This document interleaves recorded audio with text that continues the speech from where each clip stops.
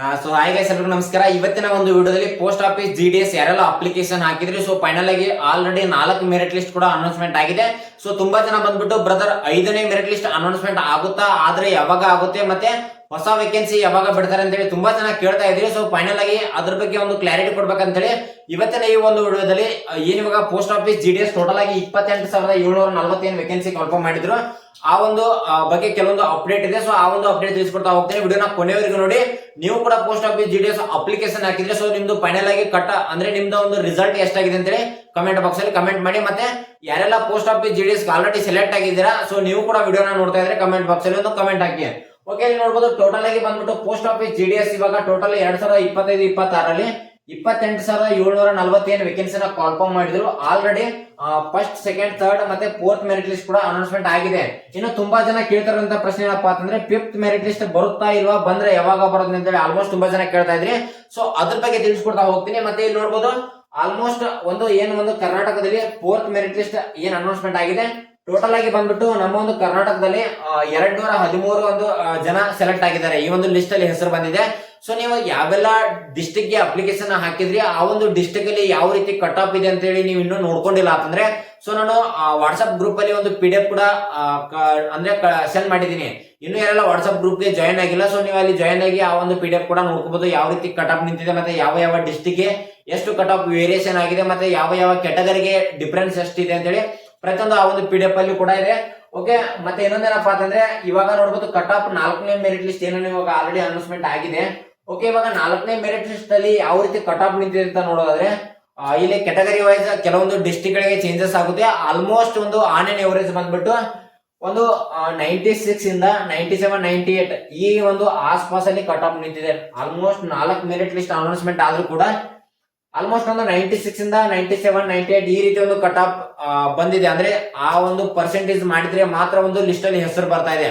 ಇವಾಗ ತುಂಬಾ ಜನ 88, 90, 92, 94 ಈ ರೀತಿ ಪರ್ಸೆಂಟೇಜ್ ಯಾರೆಲ್ಲ SSLC ಅಲ್ಲಿ ನೀವು ಪರ್ಸೆಂಟೇಜ್ ಇತ್ತು ಅಂತವರು ಕೂಡ ಇನ್ನೂ ಕೂಡ ಮೆರಿಟ್ ಲಿಸ್ಟ್ ಅಲ್ಲಿ ಹೆಸರು ಬರ್ತಾ ಇಲ್ಲ. ಯಾಕಂದ್ರೆ ತುಂಬಾನೇ ಒಂದು ಹೈ ಕಟ್ ಆಫ್ ನಿಲ್ತಾ ಇದೆ. ಯಾಕೆ ಇಷ್ಟೊಂದು ಹೈ ಕಟ್ ಆಫ್ ನಿಲ್ತಾ ಇದೆ ಅಂತಂದ್ರೆ ಕೊರೋನಾ ಬ್ಯಾಚ್ ಅಲ್ಲಿ ಎಲ್ಲ ಯಾವುದೇ ಅಷ್ಟೊಂದು SLC ಎಕ್ಸಾಮ್ ಅಷ್ಟೊಂದು ಸ್ಟ್ರಿಕ್ ಆಗಿ ನಡೀಲಿಲ್ಲ. ಸೊ ತುಂಬಾ ಜನ ಬಂದ್ಬಿಟ್ಟು ತುಂಬಾನೇ ಒಂದು ಪರ್ಸೆಂಟೇಜ್ ಜಾಸ್ತಿ ಎಲ್ಲ ಮಾಡಿದ್ರು, ಏನು ಓದಕ್ ಬರ್ಲಿಲ್ಲಪ್ಪ ಅಂತಂದ್ರು 97, 98 ಈ ರೀತಿ ಪರ್ಸೆಂಟೇಜ್ ಕೊರೋನಾ ಬ್ಯಾಚ್ ಅಲ್ಲಿ ಮಾಡಿದ್ದಾರೆ. ಸೊ ಆಲ್ಮೋಸ್ಟ್ ಅಂತವ್ರದೇ ಒಂದು ಲಿಸ್ಟ್ ಅಲ್ಲಿ ಹೆಸರು ಬರ್ತಾ ಇದೆ. ಸೊ ತುಂಬಾ ಜನ ಯಾರದೆಲ್ಲ 78, 90, 91 ಈ ರೀತಿ ಪರ್ಸೆಂಟೇಜ್ ಆಗಿದೆ ಅಂತವ್ರದ್ದು ಯಾವ್ದು ಲಿಸ್ಟ್ ಅಲ್ಲಿ ಹೆಸರು ಬರ್ತಾ ಇಲ್ಲ, ಮುಂದೆನೂ ಬರೋದು ಇಲ್ಲ. ಓಕೆ, ಸದ್ಯಕ್ಕೆ ನೋಡಬಹುದು ಏನಿವಾಗ 28,000 ವೇಕೆನ್ಸಿ ಇದೆ, ಏನು ಆಲ್ರೆಡಿ 4 ಮೆರಿಟ್ ಲಿಸ್ಟ್ ಏನು ಅನೌನ್ಸ್ಮೆಂಟ್ ಆಗಿದೆ. ಓಕೆ, ಫೈನಲ್ ಆಗಿ ಕರ್ನಾಟಕದಲ್ಲಿ 5ನೇ ಮೆರಿಟ್ ಲಿಸ್ಟ್ ಕೂಡ ಬರುತ್ತೆ. ಓಕೆ, ಬಂದ್ರು ಕೂಡ ಟೋಟಲ್ ಆಗಿ ಇವಾಗ 4ನೇ ಮೆರಿಟ್ ಲಿಸ್ಟ್ ಅಲ್ಲಿ 213 ಜನ ಏನ್ ಕ್ಯಾಂಡಿಡೇಟ್ ಒಂದು ಹೆಸರು ಬಂದಿದೆ. ಸೊ ಒಂದು 5ನೇ ಮೆರಿಟ್ ಲಿಸ್ಟ್ ಅಲ್ಲಿ 150ರಿಂದ 180 ಜನರ ಒಂದು ಲಿಸ್ಟ್ ಅಲ್ಲಿ ಹೆಸರು ಬರುವಂತ ಸಾಧ್ಯತೆ ಇದೆ. ಇದೇ ಒಂದು 5ನೇ ಮೆರಿಟ್ ಲಿಸ್ಟ್ ಲಾಸ್ಟ್ ಆಗುತ್ತೆ. ಆಮೇಲೆ 6ನೇ ಲಿಸ್ಟ್ ಏನು ಬರಲ್ಲ, ಲಾಸ್ಟ್ ಫೈನಲ್ ಗೆ 5ನೇ ಮೆರಿಟ್ ಲಿಸ್ಟ್ ಕೂಡ ಬರುತ್ತೆ. ಓಕೆ, ಮತ್ತೆ ನ್ಯೂ ವೇಕೆನ್ಸಿ ಯಾವಾಗ ಬರ್ಬೋದು ಅಂತ ನೋಡೋದಾದ್ರೆ ಇವಾಗ ಆಲ್ರೆಡಿ ಜುಲೈ ಮಂತ್ ಸ್ಟಾರ್ಟ್ ಆಗಿದೆ. ಇನ್ನು ಆಗಸ್ಟ್, ಸೆಪ್ಟೆಂಬರ್ ವರೆಗೂ ಇದೇ ಒಂದು ರಿಕ್ರೂಟ್ಮೆಂಟ್ ಕೂಡ ಅಲ್ಲಿ ಡಾಕ್ಯುಮೆಂಟ್ ವೆರಿಫಿಕೇಶನ್ ಆಗಿರ್ಬೋದು ಅಥವಾ ವೇಕೆನ್ಸಿ ಎಲ್ಲ ಫಿಲ್ಅಪ್ ಮಾಡ್ಕೊಳ್ಳೋದು ಇದೇ ಪ್ರೊಸೀಜರ್ ಆಗುತ್ತೆ. ಆಗಸ್ಟ್, ಸೆಪ್ಟೆಂಬರ್ ಆದ್ಮೇಲೆ ಅಕ್ಟೋಬರ್ ಅಲ್ಲಿ ಹೊಸ ವೇಕೆನ್ಸಿನ ನೋಟಿಫಿಕೇಶನ್ ಮಾಡ್ತಾರೆ.